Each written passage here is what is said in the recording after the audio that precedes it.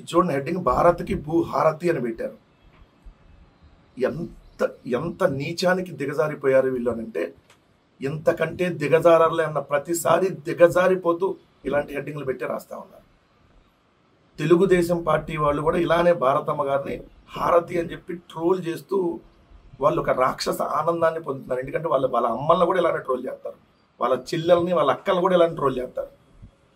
అలా ట్రోల్ చేసేవాళ్ళు అలా మీమ్స్ పెట్టి ఇలా హారతి అనేటటువంటి వార్తలు రాసేవాడు నిజంగా వాళ్ళ అమ్మని కూడా వాళ్ళు అలానే రాస్తారు. రాసేవాడు ఇలాంటి హెడ్డింగ్లు పెడతారు. ఎంత తప్పుడు వార్త! నిజంగా కడుపుకి అన్నం తింటే ఇలాంటి వార్త రాయడం. ఈ వార్త మొత్తం చూడండి, భారత్కి భూహారతి అని హెడ్డింగ్ పెట్టి సొంత కంపెనీకి జగన్ సంతర్పణ, ఎన్నికల షెడ్యూల్కు ముందు బరి తెగింపు, భారత సిమెంట్స్కి 744 ఎకరాలు సున్నప్రాయి లీజు, వైఎస్ హయాంలో రఘురామ సిమెంట్స్కి మంజూరు, రాష్ట్ర ప్రభుత్వంతో ఒప్పందం చేసుకొని రఘురాము, ఆ తర్వాత భారత సిమెంట్స్గా పేరు మార్పు, జగన్ సీఎం కాగానే పునరుద్ధరణకు ప్రయత్నాలు, హైకోర్టు ఆదేశాలకు న్యాయ సలహా గొంతలు, అడ్వకేట్ జనరల్ సహా పలువురు పాత్ర అని చెప్పి హెడ్డింగ్ పెట్టారు. ఎంత దారుణం!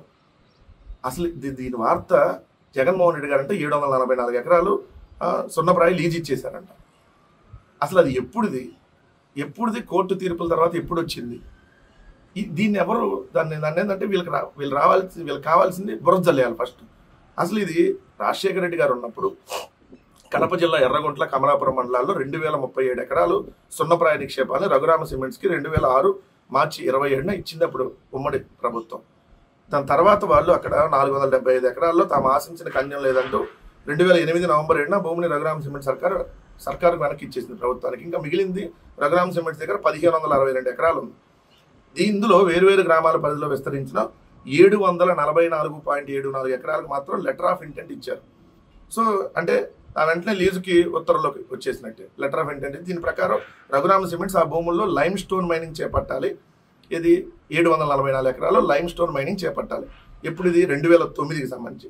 అప్పటి కాంగ్రెస్ ప్రభుత్వం ఉంది 2009లో. తెలుసు, 2009 తర్వాత రాజశేఖర్ గారు చనిపోయారు. సో ఈ రఘురామ సిమెంట్స్ని రాజశేఖర రెడ్డి గారు ఉన్నప్పుడే 2009 ఫిబ్రవరిలోనే ఏదైతే జగన్మోహన్ రెడ్డి గారు దాన్ని కొనుక్కున్నారు, భారతీయ సిమెంట్స్ గారు పేరు మార్చుకొని కొనుక్కున్నారు రఘురామ సిమెంట్స్ని కొనుక్కున్నారు. దాని తర్వాత రాజశేఖర రెడ్డి గారు చనిపోయారు. కాంగ్రెస్ పార్టీ ఏదైతే జగన్మోహన్ రెడ్డి గారిని వేధింపులకు గురి చేసిందో అవన్నీ మనందరం చూసాం. అయితే దాని తర్వాత 2014 సంవత్సరం దాకా జగన్మోహన్ రెడ్డి గారి మీద కేసులు పెట్టారు. సో వాళ్ళకి మైనింగ్ సంబంధించినటువంటి ఇవ్వలేదు. సో వాళ్ళు అప్లై చేస్తున్నారు. ఏదైతే 744 ఎకరాలకు సంబంధించి అప్పుడు కాంగ్రెస్ ప్రభుత్వం ఇవ్వలేదు. మళ్ళీ 2014 సంవత్సరంలో ఏదైతే భారతీయ సిమెంట్స్ లేఖ రాసింది కేంద్ర ప్రభుత్వానికి 2014 జూలై 15న ఏదైతే మైనింగ్ అవసరమైన అనుమతుల కోసం కేంద్ర ప్రభుత్వానికి లేఖ రాసింది. లేఖ రాస్తే భారతీయ సిమెంట్ దరఖాస్తు చేసుకున్న మేరకు మైనింగ్ ప్లాన్కు 2014 జూలై 15న కేంద్ర గనుల శాఖ ఆమోదం తెలిపింది. కేంద్ర గనుల శాఖ 2014 జూలై 15న ఇక్కడ మైనింగ్ చేసుకోండి అని చెప్పి అనుమతి ఇచ్చింది. కానీ అప్పుడు చంద్రబాబు నాయుడు గారు ముఖ్యమంత్రిగా ఉన్నాడు కాబట్టి రాష్ట్ర ప్రభుత్వం ఏం చేసింది, జగన్మోహన్ రెడ్డి గారు మళ్ళీ కేంద్ర ప్రభుత్వం అనుమతి ఇచ్చింది, రాష్ట్ర ప్రభుత్వానికి మళ్ళీ అప్లై చేసుకుంటారు కదా. కడప జిల్లాలో వాస్తవం చెప్పాలంటే అత్యాధునిక సాంకేతిక పరిజ్ఞానంతో భారతీయ సిమెంట్స్ అనేది స్టార్ట్ అయింది.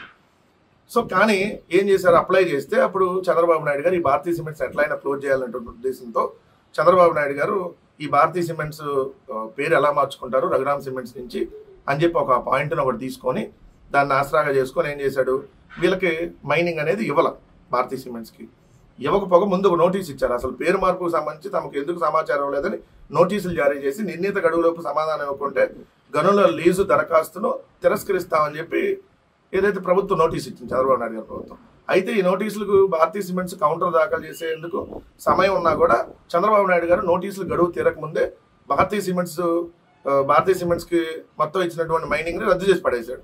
భారతీయ సిమెంట్స్ సంబంధించిన మైనింగ్ రద్దు చేస్తే హైకోర్టుకి వెళ్ళారు. హైకోర్టుకి వెళ్తే హైకోర్టు క్లియర్గా చెప్పింది, భారతీయ సిమెంట్స్ స్పందించడానికి ఇంకా సమయం ఉండగానే హడావిడిగా ఆ సంస్థ దరఖాస్తుని ఎందుకు రద్దు చేయాల్సి వచ్చిందో తెలపాలని చెప్పి చంద్రబాబు నాయుడు గారి ప్రభుత్వానికి హైకోర్టు నోటీస్ ఇచ్చింది. నోటీస్ ఇచ్చిన తర్వాత 2016 డిసెంబర్ 30న ఏదైతే దీనిపై కంపెనీ స్పందించలేదని చెప్పి అది 2017లో రద్దు చేశారు. 2017 జనవరి 10న రఘురామ సిమెంట్స్కి ఇచ్చిన ఎల్ఓసిని చంద్రబాబు నాయుడు గారి సర్కార్ రద్దు చేసింది. చేసిన తర్వాత కోర్టుకి వెళ్తే కోర్టు క్లియర్గా స్టేటస్ కో ఇచ్చింది. ఇప్పుడు స్టేటస్ కో ఇచ్చి ఈ విషయంలో స్టేటస్ కో పాటించాలని 2017 ఏప్రిల్ 13 ఇచ్చింది చంద్రబాబు నాయుడు గారు రద్దు చేసింది 2017 జనవరి 10న. సో స్టేటస్ కో 2017 ఏప్రిల్ 13 ఇచ్చింది. దాని తుది తీర్పు మొన్న 2023 సెప్టెంబర్ 21 వచ్చింది. తుది తీర్పు ఏమి ఇచ్చారు? సున్నప్రాయ గనుల లీజు రద్దుపై స్టేటస్ కో ఇచ్చిన హైకోర్టు 2023 సెప్టెంబర్ 21 దీనిపై తీర్పు ఇచ్చింది. భారతీయ సిమెంట్స్ ఇచ్చిన వివరణను పరిగణలోకి తీసుకోవాలని, వారి అభిప్రాయం వినాలని ప్రభుత్వానికి ఆదేశించింది.